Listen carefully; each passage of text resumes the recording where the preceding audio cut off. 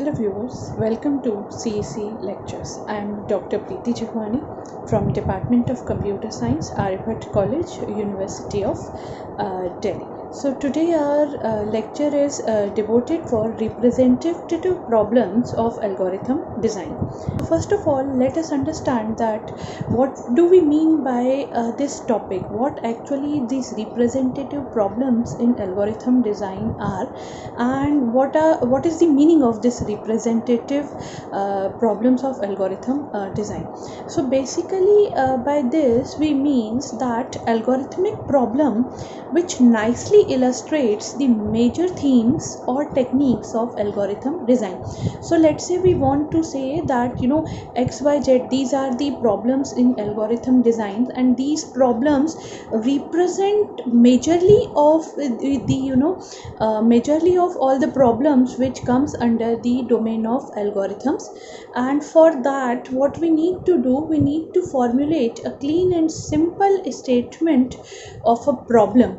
And after the formulation of a clean and simple statement of the problem, we also need to determine the algorithm to solve the particular problem. So basically we will go with all those problems which illustrates major themes in the algorithmic design domain. Then we formulate it in a formal manner, and then we determine the algorithm to solve the problem. But we will in this particular lecture we will not be looking at how to solve the problem. We will just formulate the problem and then say that yes, this is the idea or this is the algorithm to solve the problem. So basically these representative design problems are categorized into five problems. Are basically there are five types of these representative problems in algorithmic design.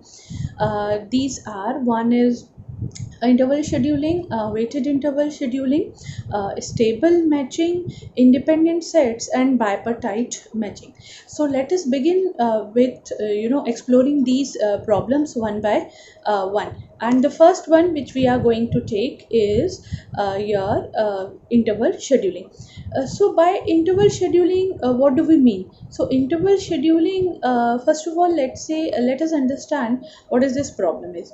Let's say we have a resource, and what kind of resource it could be: a lecture room, supercomputer, or an electron microscope, whatever the resource it is. And we have a set of requests which is there to use this resource for a particular period of time. So there are n number of requests which want those who want to use that resource. Every request is going to have one starting time and finishing time, which are represented by the notation of SI and FI. So the request is going to take the duration of FI minus SI, where FI is the finishing time and SI is the starting time of that ith particular request. And for when this resource is given to a particular request, no other request can lock that particular no other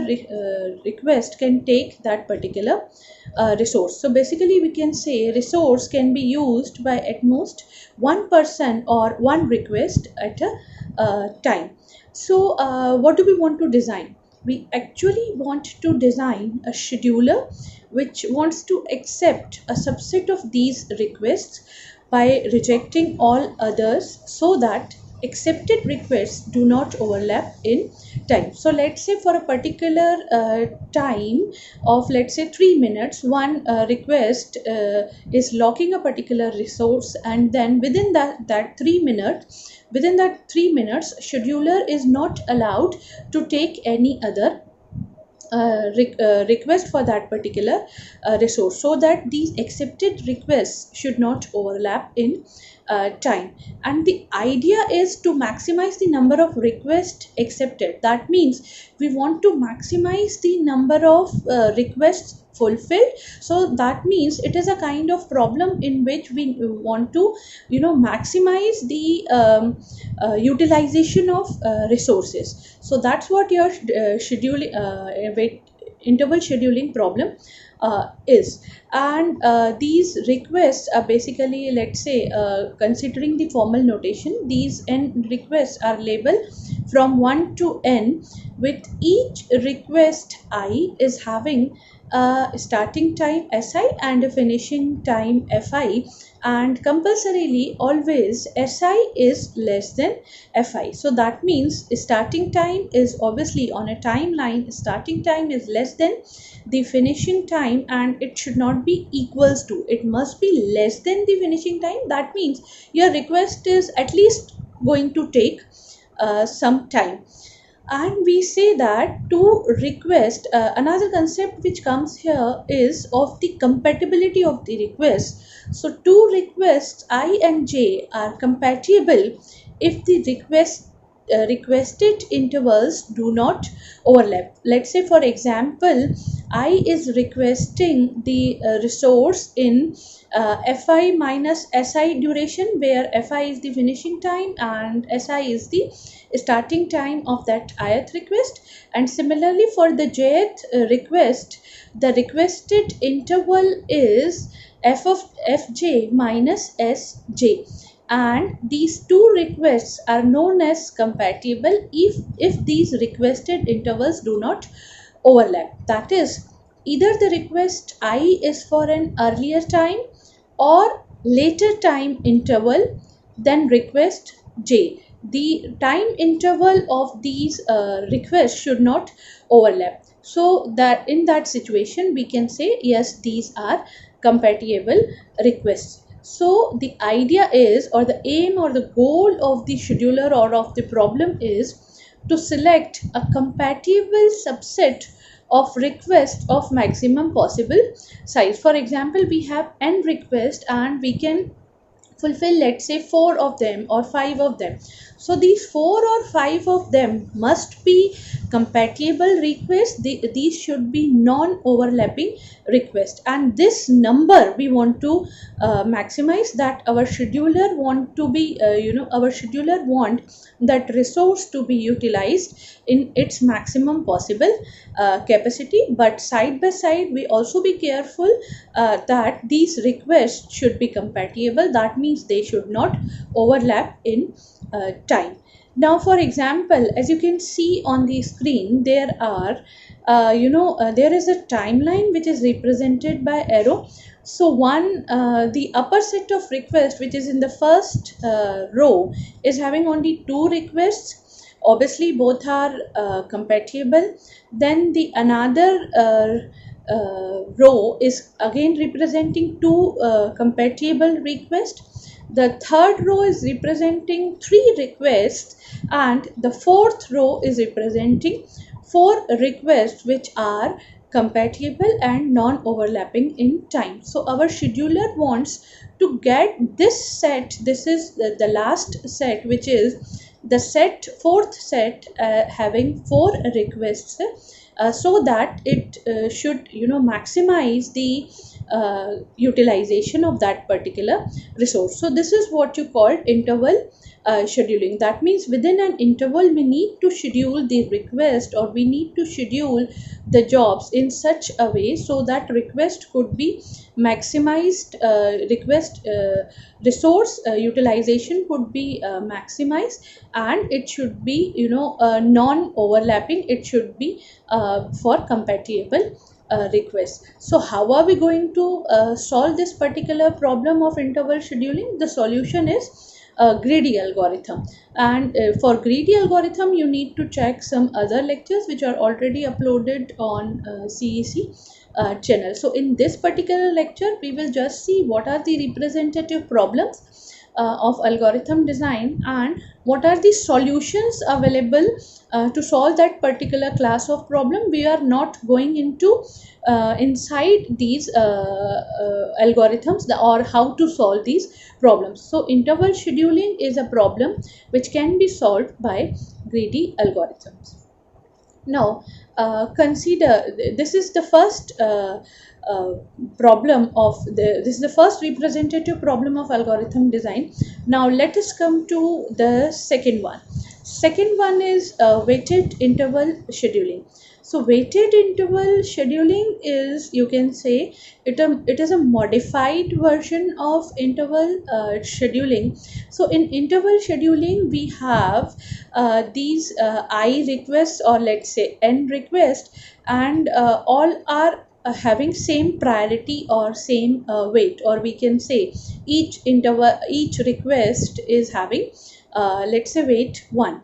But in case of weighted interval scheduling, each request interval I has an associated value, or we can say it is having an associated weight, which is represented by vi, and this weight is positive. That means it is greater than 0. So this can be taken as, you know, the amount of money which we can make from the ith individual if we schedule his or her request. So for example, the resource room is given to a particular person, and the money which he is, you know, willing to provide for that resource is the weight, or is the value associated with that particular request. So here we have the weight or value, or in normal interval or in basic interval scheduling, there was no weight or no value associated with any request. So basically aim here is again to find a compatible subset of intervals, but this compatible subset of intervals should be of maximum total value. So now here the idea is not just to increase the number of fulfilled requests, but the idea is to get the maximum weight possible by these fulfilled requests. So for basic interval scheduling problem, we can say weight, or vi, is equals to 1 for all the requests. And but now, as we have introduced weight, the whole nature of this problem has changed. So introduction of weight has changed the nature of this maximization problem. For example, if v1 exceeds the sum of all other vi, that means the first request is having the weight which is more than sum of all other weights of all other requests, then the optimal solution must include interval 1. So now, as we have seen that nature of this maximization problem has been changed just because of introduction of these weights. We need a solution which is accommodative to all these weight values, and yet the solution must degenerate to a method for solving unweighted interval scheduling when all the values are equal to 1. So basically the earlier solution, which was greedy, is not going to work here, but the solution which is, you know, implementable here will be dynamic programming. So dynamic programming, that is going to build up the optimal values over all possible solutions in a compact and tabular way that leads to a very efficient algorithm. So in the earlier situation, the idea was of taking the solution in the form of greedy algorithms. Now for weighted interval scheduling, greedy algorithm is not going to work. It has to be the the solution has to be based on the dynamic programming algorithm design of solutions. And after this interval scheduling and weighted interval scheduling, let us consider a third representative problem, which is stable matching. So stable matching is a problem which can be, very well understood by an example. I am coming to that particular example. First of all, let us try to formulate this problem. So it basically a graph with equal sides, and we can say one side of the graph is representing n men and another side is representing n women, where each woman has a strict complete preference ordering over men, and similar with the men also, each man has a strict complete preference ordering over women.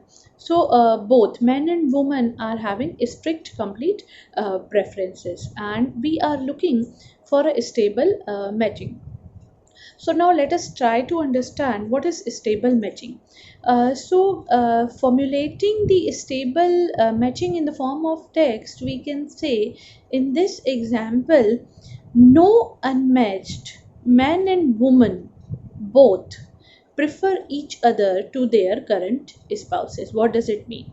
So, for example, let us have some preference profile as it is shown on screen. We have Albert, Bradley, and Charles, three men. Similarly, three women are there, which is Diane, Emily, and Fergie. So, the first choice of Albert is Diane, second choice is Emily, and third choice is Fergie, as it is shown in the example. It is shown on the screen. The second man, which is Bartley, prefers Emily as his first choice. Then the second choice is Diane and Fergie. Similarly, Charles is also having its own preferences. Coming to the preferences of women, Diane prefers Bradley as her first choice, then Albert followed by Charles, while Emily prefers Albert, Bradley, and Charles.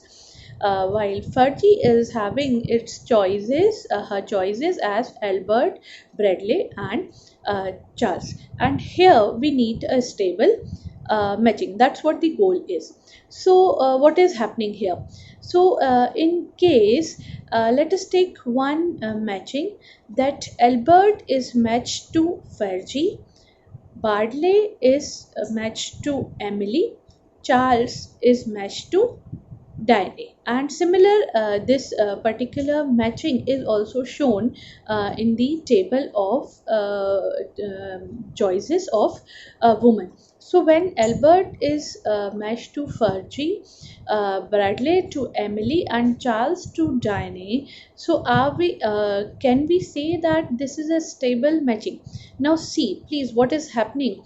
We can see here on the screen that Albert is having Emily as a choice which is more preferable than what is allotted to him is Fergie. Similarly, Emily is having Albert as the preferred one as compared to what has been allotted her in the form of Bradley. So the preferable choice of Emily is Albert as compared to what has been allotted, and similarly, Albert is also having Emily as his choice. He is preferring Emily to Fergie. So basically, we can say Albert and Emily, as they have their choices, their choices which are more preferred than what is being allotted, they form a blocking pair. They can hook up. So this kind of matching is not a stable matching. Let us take another example as it is shown on the screen. So second example, what if in this particular scenario Albert to we allot Diane to Albert, Emily to Bradley, and Charles to Fergie. So Diane is with Albert, Emily is with Bradley, Fergie with Charles. So what about this matching? So is it something like that? Is it a stable matching? Now let us try to find out. So in this example matching, yes, we can say it is a stable matching because Albert has got his first choice. Similarly, Bradley has also got his first choice, although Charles has got his third choice, which is Fergie, and Fergie has also got his third choice, Charles. But the other two choices of Fergie, Albert and Bradley, are having their first preferences, and Fergie is not their first preference, it is the third preference. So better than better than Diane and Emily, they can't have anything else. So in this situation, Fergie and Charles, yes, they are unhappy, but they are in a way helpless because they can't do anything. Albert is given his first choice, Bradley has also given his first choice. So this kind of matching is known as stable matching. So stable matching, we can, let me repeat it, no unmatched man and woman both prefer each other to their current spouses. So in the second example, the matching was stable matching. Now I'm coming to one more term which is known as perfect matching. So the definition of perfect matching is a matching is, it is a set of ordered pairs, men and women, with men belongs to the set of men, capital M, and W belongs to the set of women, such that each man appears in at most one pair and each woman also appears in at most one pair. And a matching M is perfect, or a matching S is perfect if that cardinality of the set S is equals to the cardinality of the set M of men equals to the cardinality of set woman of set W of woman equals to n. So basically each man and each woman appears in at most one pair, and all the men and woman appears somewhere in the matching set. So this is what you called a perfect matching.